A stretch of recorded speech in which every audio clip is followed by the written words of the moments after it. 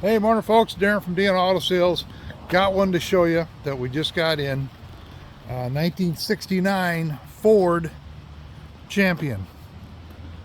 So Champion is the company that actually makes the Trans vans in the 70s to early 90s. So I think it's one of like their first motorhomes that they built. So this thing's been parked in a barn for 40 years.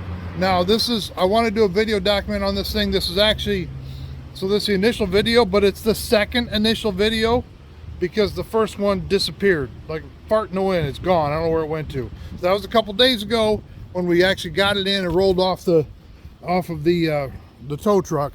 So I'm doing another one. Unfortunately, the inside is already cleaned out, which you'll see that in a video, but I've got pictures of what the interior looked like when we first got it. And I just kind of want to do a video documentation of the steps that we're going to take to get it cleaned, restored, and back on the road. But it is super solid. We'll just take a look around the outside a minute. Obviously stored in a barn for 40 years. There's no water, soft spots. It's such a good, solid unit. It's just got 40 years of dirt on it, you know. Might need some tires. Yeah, we'll see.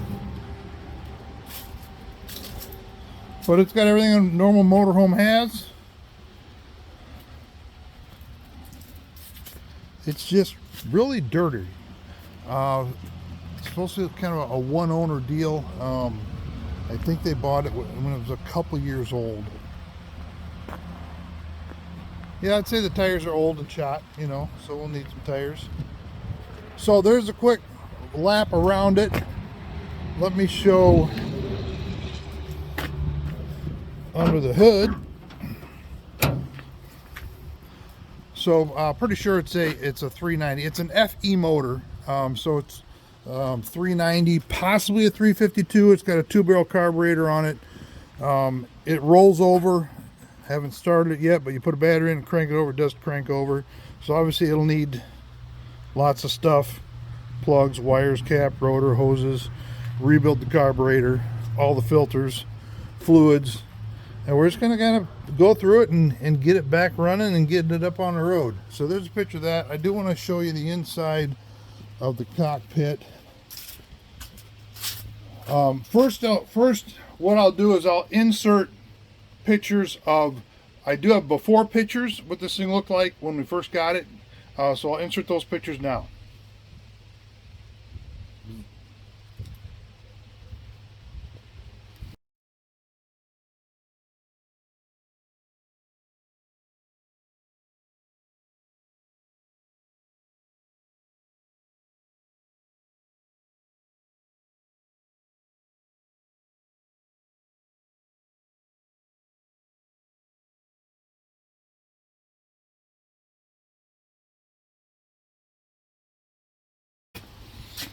Okay, now let's, what I wanted to do is kind of redo a shot of the inside here in a minute. This is the kind of stuff that we are going to keep, which you'll see in that other video. I should have moved this out of the way. Yeah, there we go. So I wanted to show all this. So, I mean, they use the thing. They have aftermarket gauges in it, amps, oil pressure, water temp, radio. Does have aftermarket air conditioning. So the radio, speakers, check this out. It's an 8-track player. Look at the old factory analog GPS compass. This is good. Caution, do not exceed 142.6 miles per hour.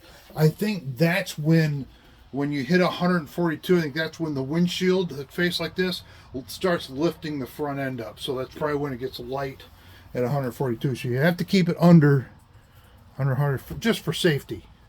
Driving lights, CB radio, pace setter. I'm pretty sure that might be an aftermarket cruise control, but we have to look into that. So there's that, but that was all part of the first video that disappeared. So you'll see this in the second video that Lori's in here cleaning. So that video will be coming up next. See ya.